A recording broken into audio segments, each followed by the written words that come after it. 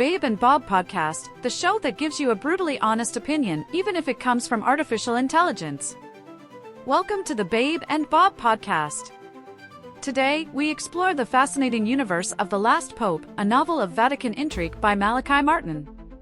This book takes us on a journey through power, faith, and the hidden forces shaping one of history's most influential institutions. Join us as we uncover a gripping story filled with mystery, high-stakes decisions, and unexpected challenges. Hosted by journalist Babe21 and the ever-curious robot Bob27, this show goes beyond the surface, bringing you thought-provoking discussions and fresh perspectives on history, leadership, and the forces that drive our world. Let's dive in. Welcome in, everybody, ready for another deep dive. Today, we're taking a look at a book called The Last Pope. It's by Malachi Martin, and it's not really your typical historical account. It kind of blends fact and fiction. It does. Which makes it all the more interesting to delve into. Yeah, absolutely. I mean, right off the bat, Martin kind of throws you into this world of, Vatican politics and all this. Yeah. And it's both thrilling, right, but also unsettling in a way. Oh, yeah, for sure.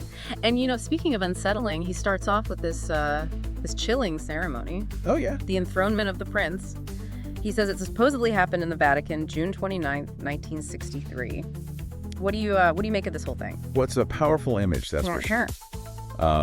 And it really kind of gets you thinking about the anxieties within the church at that time, especially with the Second Vatican Council and all the changes that were happening. Makes sense. And like this clash between, those who wanted to hold on to tradition and those who were pushing for reform.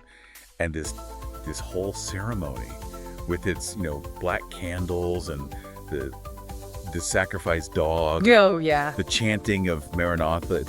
It's almost symbolic of that struggle. You know what I mean? Yeah, no, totally. And that whole power struggle theme runs throughout the book. It does. We're introduced to all these cardinals, Maestriani, Aretini, Pensabeni, each of them wanting influence and power. Oh, yeah. It's like high stakes chess or something. Exactly.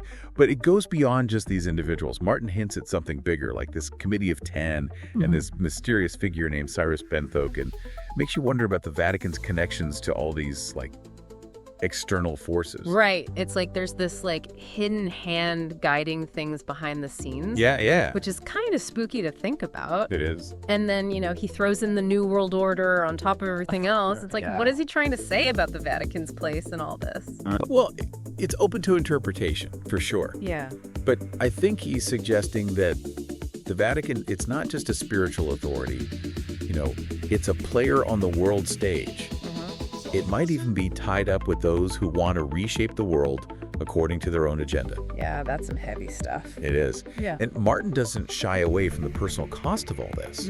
He introduces the Gladstone family, this American family deeply connected to the church. Right. You got Christian, he's a young priest struggling with his faith because of all the corruption he sees.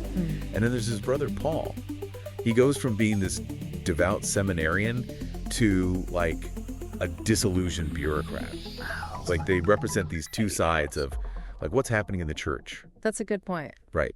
And then you have their mother, Ceci. Right. She's got this unshakable faith. She's clinging to tradition, even as the world seems to be moving away from it. Yeah. Their family home, Casa Windswept. It kind of becomes this symbol of that, that steadfast belief. Yeah, like a refuge from the storm. Exactly. But then Martin takes us down this really dark path, right? We've got Christian and this other character, Damien Slattery. They start uncovering all this evidence of satanic rituals and this network of homosexual clergy. Oh, yeah. What's the deal with that? Is he just trying to shock us, or is there a deeper meaning there? It's definitely shocking, and it contributes to this whole atmosphere of moral decay that Martin creates in the book. Yeah. But I think it's more than just sensationalism. These discoveries, especially the ones at the House of Holy Angels and what we learned from the Spectre of Wojula, they raise the stakes for Christian. Right.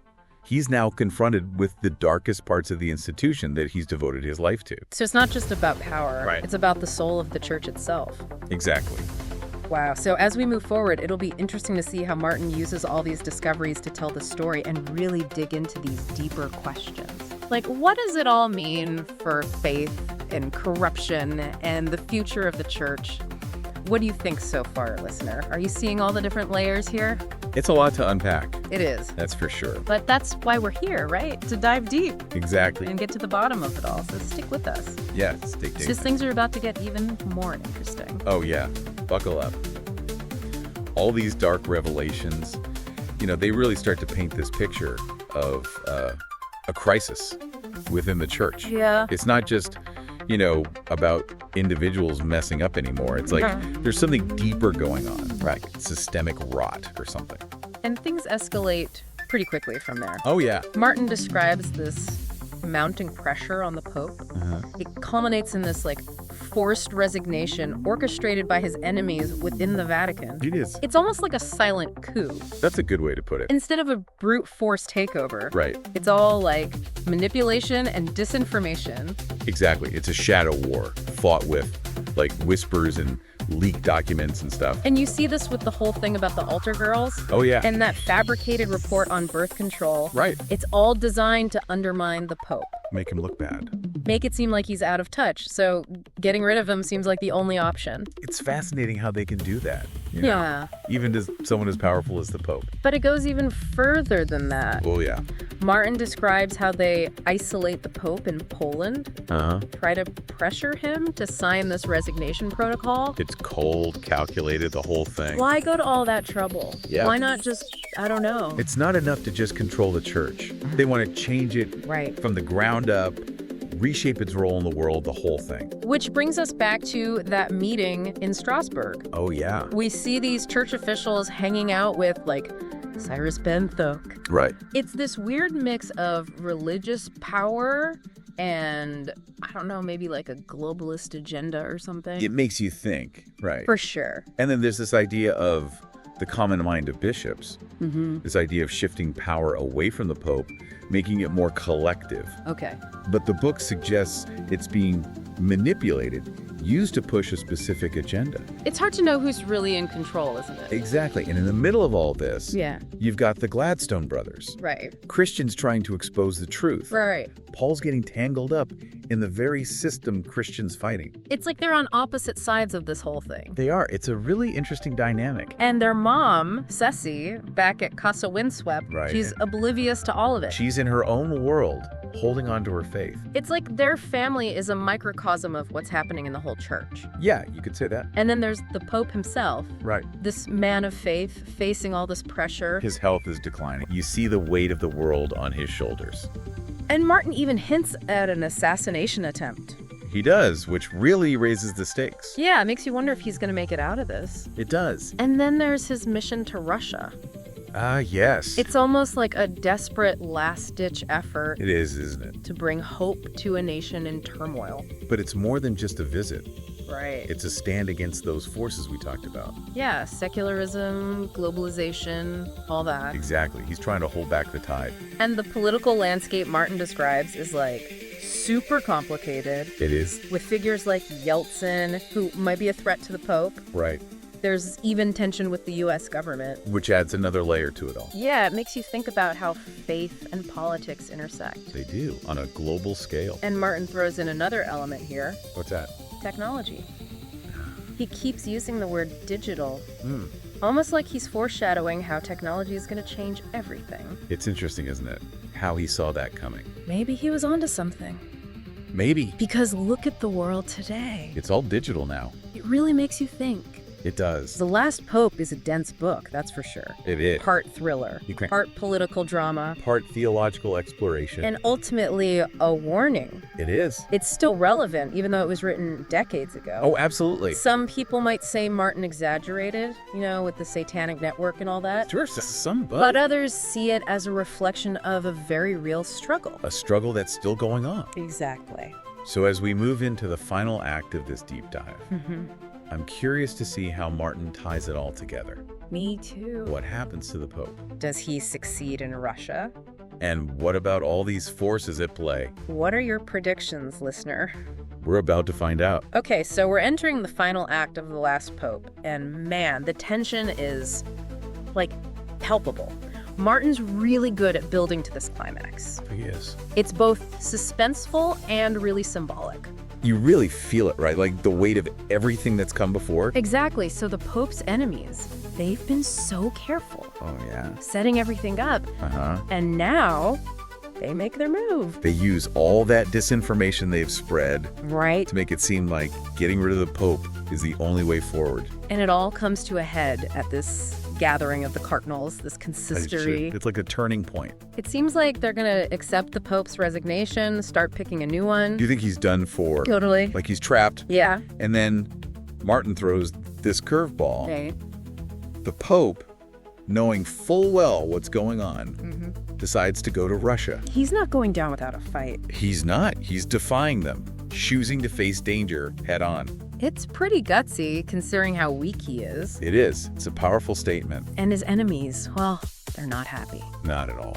They see this as a challenge. To their power, to everything they've worked for. And they're not going to just let it slide. So we have this standoff in Moscow.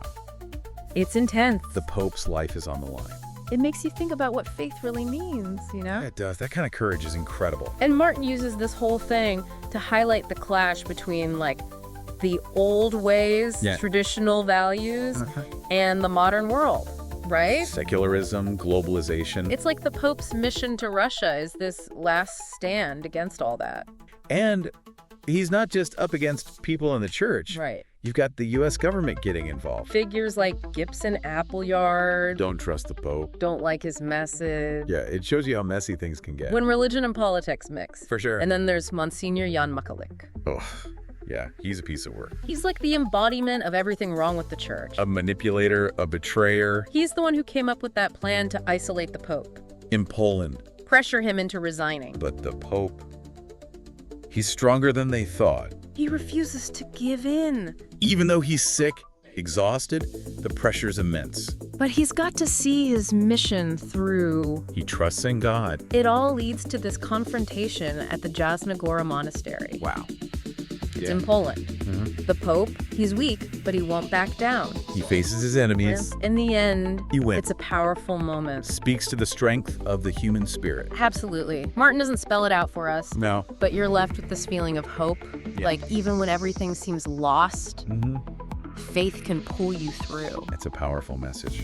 So the last Pope ends on this ambiguous note. Yeah, you're not sure what's going to happen next. The fight for the church. For the world, even. It's not over. But it reminds us that faith can give you strength. Even in the darkest times. What do you take away from it all, listener? The last Pope makes you think, doesn't it? It does, about power, corruption. The role of faith in a changing world. It's a book that asks questions. Doesn't give you easy answers. And those questions are more relevant now than ever. Thanks for joining us on this deep dive. Yeah, we appreciate you listening. We hope you found it insightful. Something to think about. Until next time. Keep exploring.